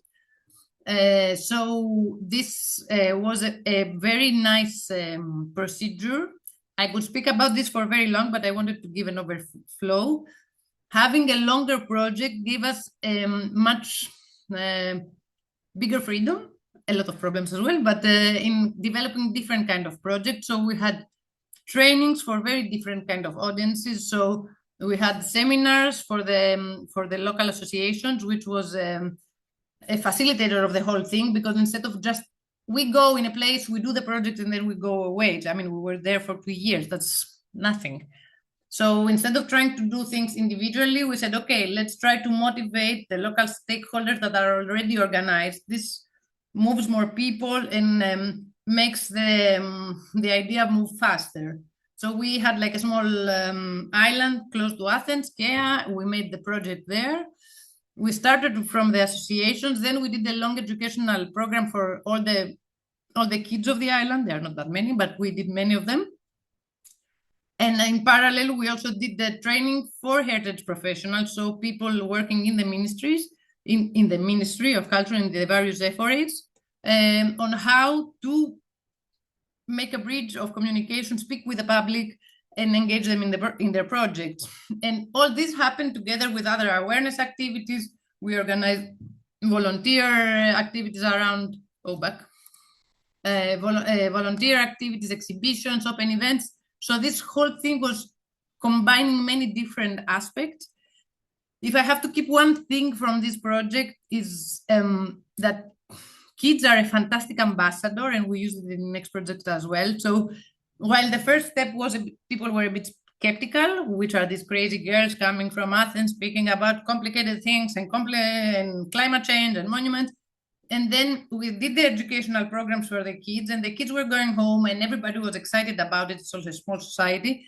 And then we were trying to talk to them, we know who you are. So in our next project, and I would keep that an advice for you too, we always start from the kids and then move to the adults because it's much easier and it's very much fun. And I have my colleague Lydia, who is an educational programs expert and is doing a miracle. So I'm giving you this as a hint.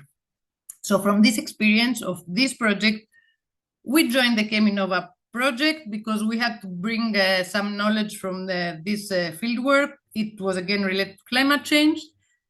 And within this consortium, we try to organize different open events. They are happening in combination with our meetings and our trainings in some cases, as it happened also in Palermo, and it will happen again in Vienna.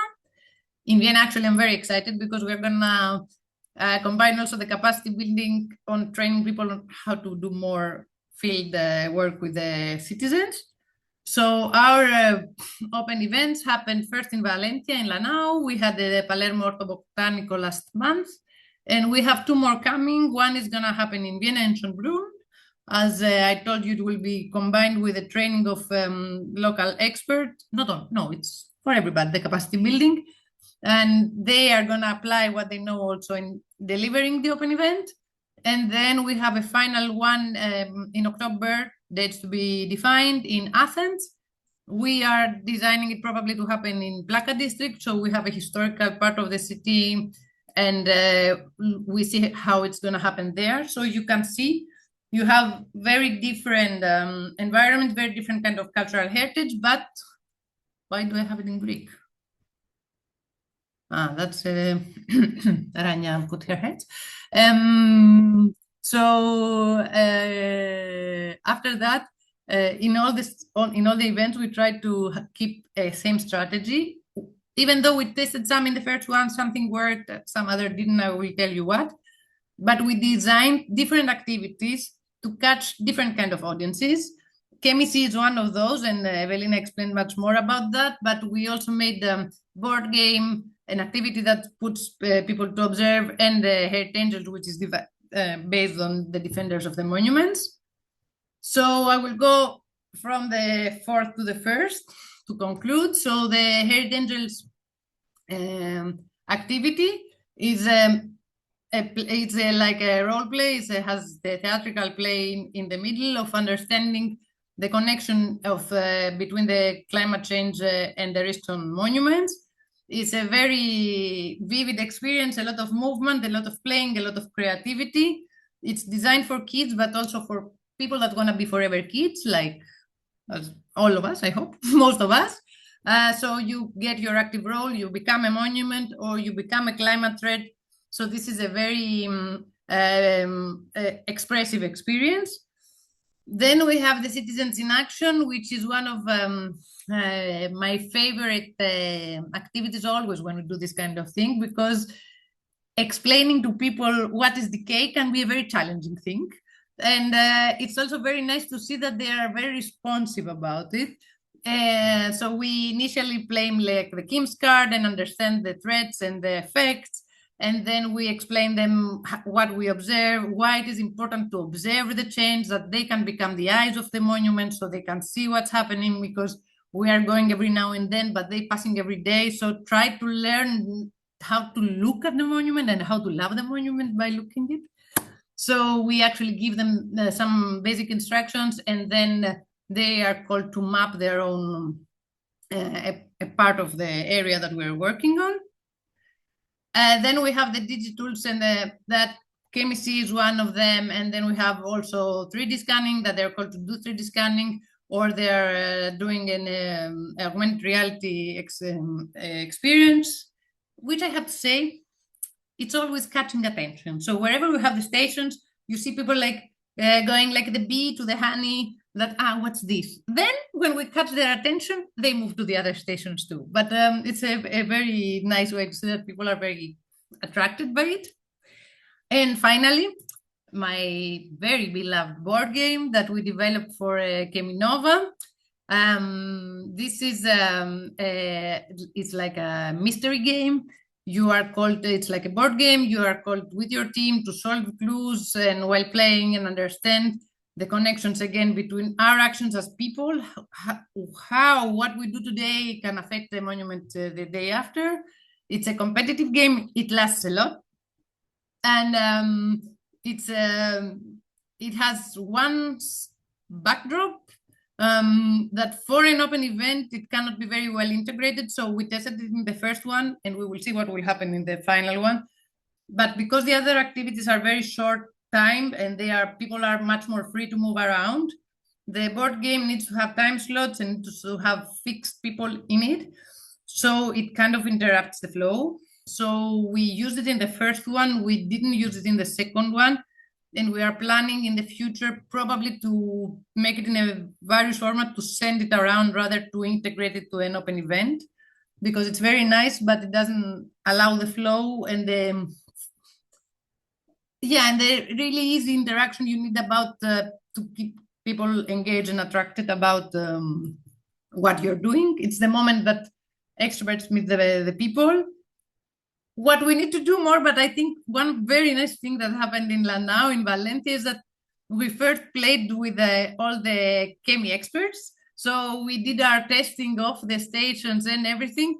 And this was like a very nice moment, because you can see the actions and reactions of them and the surprise. And also the fact that this is our moment as experts on engagement, to try to convince people to speak to our experts, to speak to people in normal language, because for how much you can love your triangles about your 3D models, this is not something that will catch attention. So I find this experience very enriching, not only for the people, but also for us that we're working these research projects. We need this fun in our life, because fun is not something that has to be without content. I would like to close the presentation, because I tend to talk a lot, with 3 points. The first one I want all of us to keep in mind is that we all rock. We do a fantastic profession, and you have a big winning card with that, because most of the times when someone asks you what are you doing for a living and you explain, they're like, oh, how cool, how nice. We know that in practice it's not always very cool, not very nice, it can be very difficult, but people are fascinated about what we're doing. So it's a fantastic opportunity for us to catch this and try to engage them more and say, yes, I'm doing something fantastic, but it's not me and the monument, it's us and the monument. The monument is not mine. So let me tell you a bit of things. Let me tell you what you can do about it. As I told you before, also try to be simple but full of content. So I think one major trap when we do this, there's this term in English that I'm skipping the rhyme, that's the simplification of science. Some people think that we are not being scientific enough. That's not true. But to be able to do this, you have to be very full of content, but you have to be ready to let things go and find a simple way to communicate them. So keep in mind that you need the content. It's not just okay, it's just the public, they don't understand, let them just play 3 things. No, you need to know very well what do you want to say, know the complicated way of saying it, and then try to translate it in something that is fun and engaging. And one last thing that I love about our work is that it can connect so many different things, so many different realities, and so many different generations as well. And I would highly encourage you to do that, because heritage can be like a super gluing effect, and it can be attractive. And we just need to share our love and enthusiasm with the rest of the community. They win, we win much more. And I want to thank you for your time. I'm here for discussions as well. You can get in touch with me. You can follow the addresses and see what else are we doing. And again, thank you very much for your time.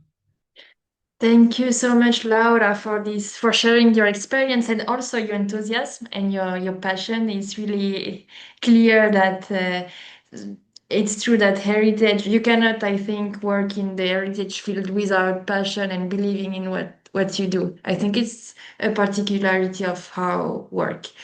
So thank you for all this presentation.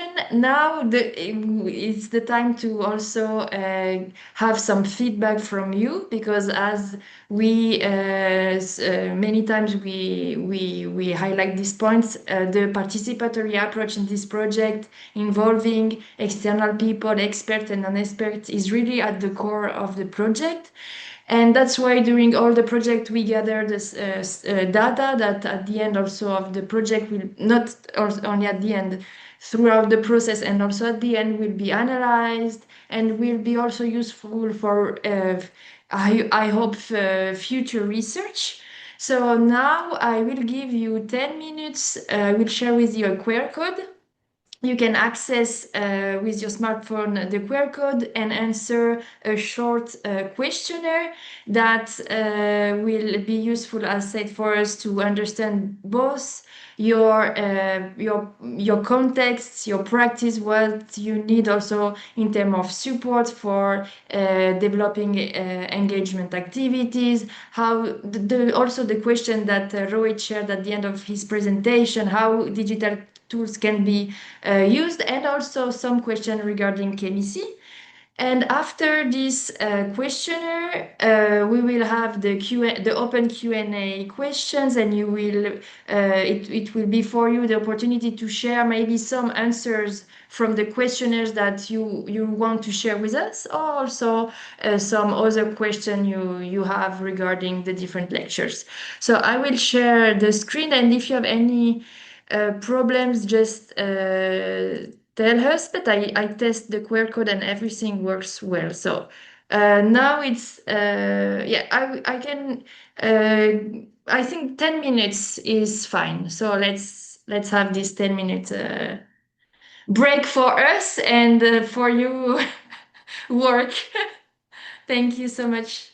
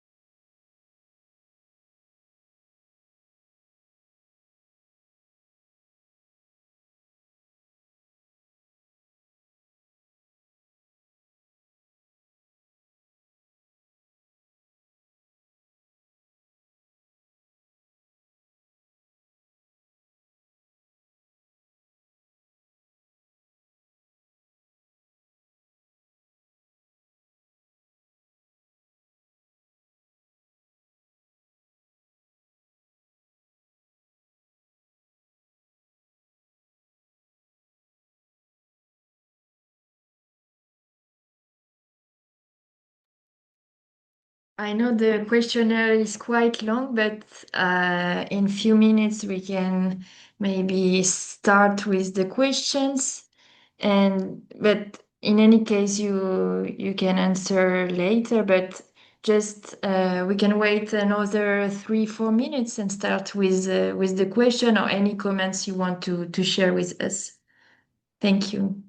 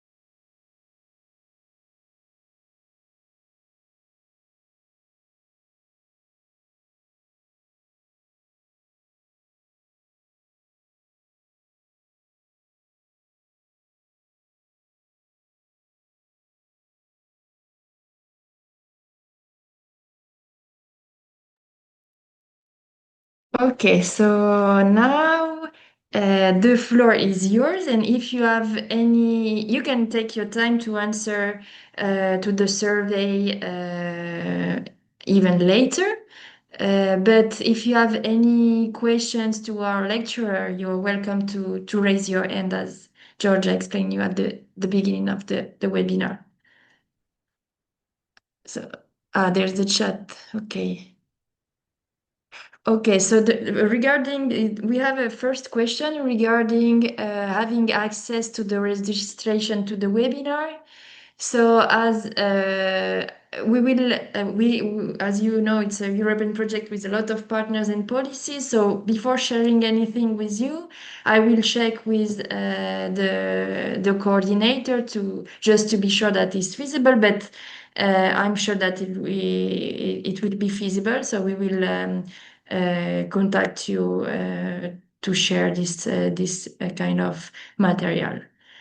But regarding the content, I don't know if someone wants to ask something maybe regarding ChemiSee, because it's really in that moment, in this specific moment of the project, that you really need some inputs. Or if you want to share also some community engagement practice you may have in your institution and your background. Don't be shy. I don't see any questions, but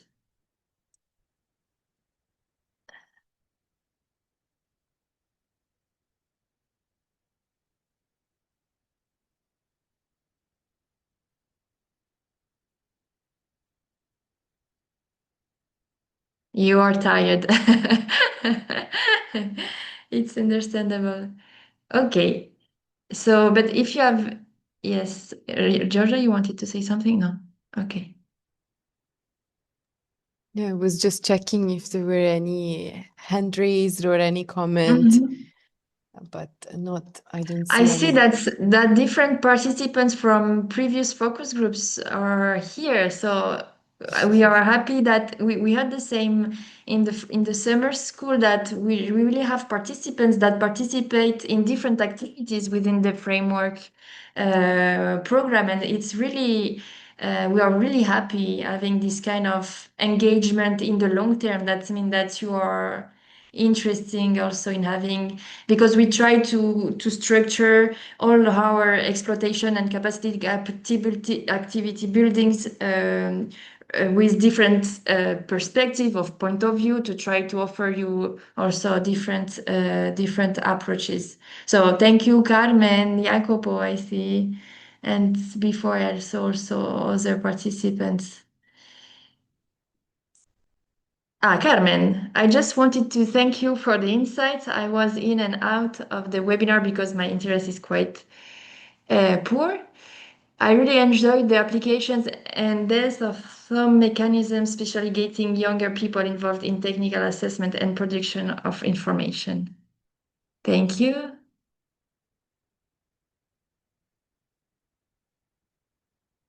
So Carmen was a participant of the first focus group. So yeah, it's really nice. Okay. Any other questions? Lecturers, do you want to add something before closing the webinar? It would have been super nice to to get some feedback and to know where all those people are from, where they what they do, and then also if the things that we proposed are of interest, or if not, then why not? Because it's always good to have a feedback. But maybe this will come later on, and we will have in the feedback round Yes, sure. the written After the one, because web, people are shy. yeah, after the webinar, we will also send you again the link to the questionnaire. So maybe in the questionnaire, you can express maybe in more your thoughts. Charity Niati, I appreciated the detailed methodologies for community involvement. Nice. Yeah, I think it was. It's always a very big question: who is behind the capacity, the screens? But thank you for organizing this. It's nice also. At least for me, it was very nice to hear the whole thing in this flow and row. And I also appreciated the length of this webinar. I think it's enough and full. And I think, Evelina, we will get some feedback from the questionnaires, because when Noemi analyzes everything, we will unsolve the mystery and find out where we get the feedback from. And yeah, thank you all for attending. It's always nice. We have some insights from the public.